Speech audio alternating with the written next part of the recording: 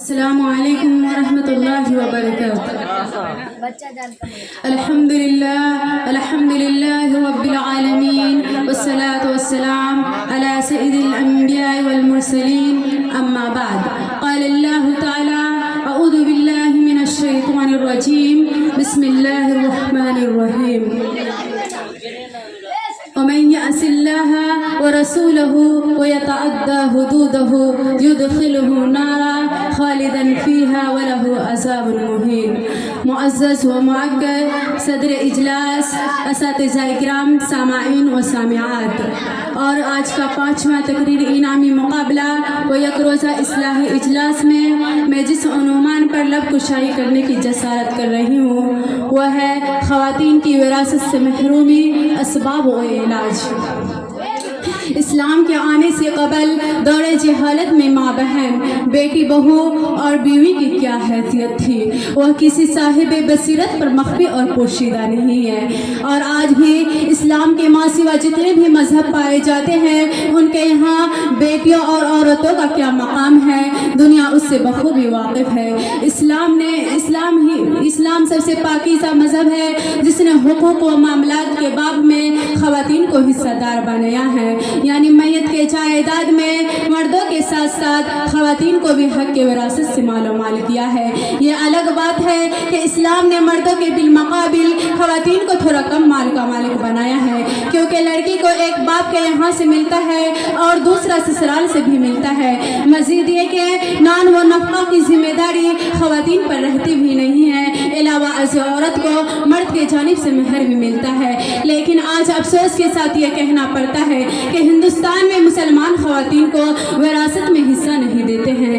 جاہل تو جاہل، عالم لوگ بھی کوئی دودھ کے دھولے نہیں ہیں، وہ بھی یہی سمجھتے ہیں کہ ہم نے اپنی بہنوں اور بیٹیوں کی شادی کر دی، خوب جہیز دے دیا، موقع بموقع عید کا کپڑا دے دیا، بس ان کا حق ادا ہو گیا۔ اس ذات کی قسم جس کے ہاتھ میں میری جان ہے، اس طرح سے خواتین کا حق ادا نہیں ہو سکتا، جیسا کہ اللہ کا فرمان ہے، یوصیکم اللہ فی اولادکم للذکر مثل حظ الانثیین فإن کن نساء فوق اثنتین فلہن ثلث ما ترک۔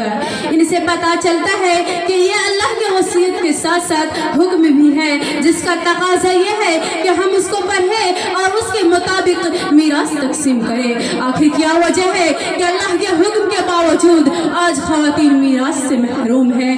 تو آئے چند بنیادی اسباب جان لیتے ہیں۔ نمبر 1، تقویٰ کا فقدان۔ سب سے بڑی وجہ یہ ہے کہ لوگوں کے دلوں میں اللہ کا خوف اور اس کی محبت نہیں ہے۔ جس انسان کے اندر اللہ کا خوف ہو اس میں اتنی جرأت نہیں کہ وہ اللہ کے حکم کو روند ڈالے۔ نمبر 2، جہیز، کیونکہ گھوڑے جوڑے اور جہیز کے مطالبے نے سماج کی کمر توڑ رکھی ہے اور لڑکی کی ماں باپ کے لیے ایک بوجھ بن گئی ہے، جس کی وجہ سے ماں باپ میراث میں حصہ دینے کے بجائے جہیز کو دینا ضروری سمجھتے ہیں۔ نمبر 3، دینی علم کی کمی۔ بہت ساری خواتین میراث کی اہمیت ہے بلکہ نواقف ہے وہ اپنا حق سمجھتی ہی نہیں ہے، حالانکہ عورتوں کا حصہ اللہ تعالی نے مقرر کر دیا ہے، بس اسے لینا ہے، لیکن مساجد سے دوری، علم سے دوری اور دینی تعلیم نہ ہونے کی وجہ سے یہ خواتین میراث سے محروم رہ جاتی ہے۔ نمبر 4، اپنا حق میراث طلب نہ کرنا۔ بہت ساری خواتین کو اپنا حق معلوم رہتا ہے لیکن وہ اپنے حق کا مطالبہ نہیں کرتی ہے، کبھی شرم و حیا کی وجہ سے اور کبھی سماج کے مصنوعی خواب کی وجہ سے۔ سماج کے اس ڈر اور خوف نے خواتین کو محرومیت کا لبادہ پہنا دیا ہے، اور کبھی رشتہ برقرار رکھنے کے لیے یہ کہتی ہے کہ جب میں اپنے بھائی سے اپنا حصہ لے لوں گی تو پھر کس منہ سے اس کے در پر جاؤں گی۔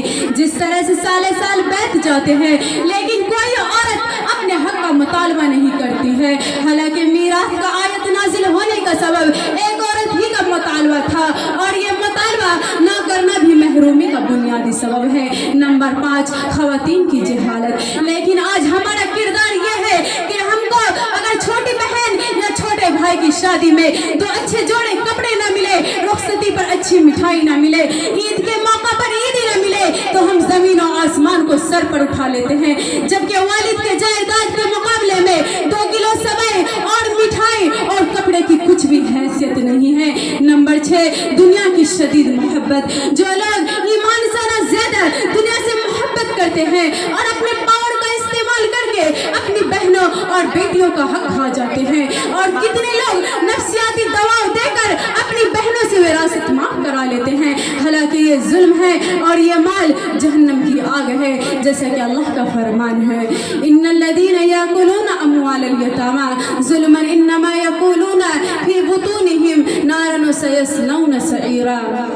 نمبر 7, آخرت سے غفلت. جو لوگ آخرت پر یقین رکھنے کے بجائے اس سے غافل رہتے ہیں, دادا گیری اور منمانی کرتے ہیں اور کمزوروں کا حق میراث ادا نہیں کرتے, ایسے ظالموں کے لیے اللہ تعالیٰ نے شدید ترین وعید سنایا ہے, شدید ترین وعید سنایا ہے, وَمَن يَعْصِ اللَّهَ وَرَسُولَهُ وَيَتَعَدَّى حُدُودَهُ يُدْخِلْهُ نَارًا خَالِدًا فِيهَا وَلَهُ عَذَابٌ مُهِينٌ. ان سب کا علاج یہی ہے کہ خاص کر مسلمان خواتین دینی علم حاصل کرے, جیسا کہ ابن ماجہ کی صحیح حدیث ہے, طلب العلم فریضۃ علی کل مسلم, یعنی علم حاصل کرنا ہر مسلمان پر فرض ہے.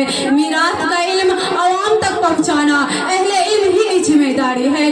خطبات, دینی مجلات اور سوشل میڈیا پر ان کا تبادلہ خیال ہونا چاہیے تاکہ عوام بھی اس کی اہمیت کو سمجھے.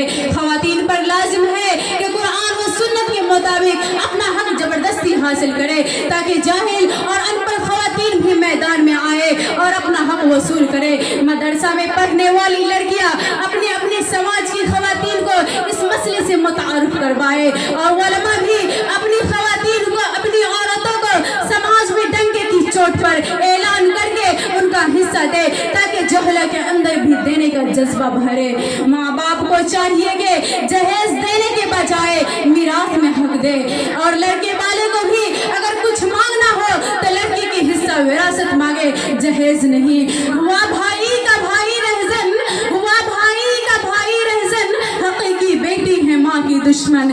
پسر نے چھوڑا پدر کا دامن, بہن کو بھائی ستا رہا ہے, اور ہمارا بھی فرض بنتا ہے کہ ہم اپنے بھائیوں سے اپنا حصہ طلب کریں, اور اگر برادر نہ دے تو ان کو اللہ کے عذاب اور ظلم کے خطرناک نتائج سے آگاہ کرائے, اور آگاہ کرائے. وقت مرنے کے بعد وصیت کر کے جائے کہ میری وراثت قرآن و سنت کے مطابق تقسیم کی جائے, اور عوام پر لازم ہے کہ میراث کے سلسلے میں منمانی کرنے کے بجائے اہل علم سے مسئلہ معلوم کرے اور ہر قسم کے حرام مال کھانے سے بچے.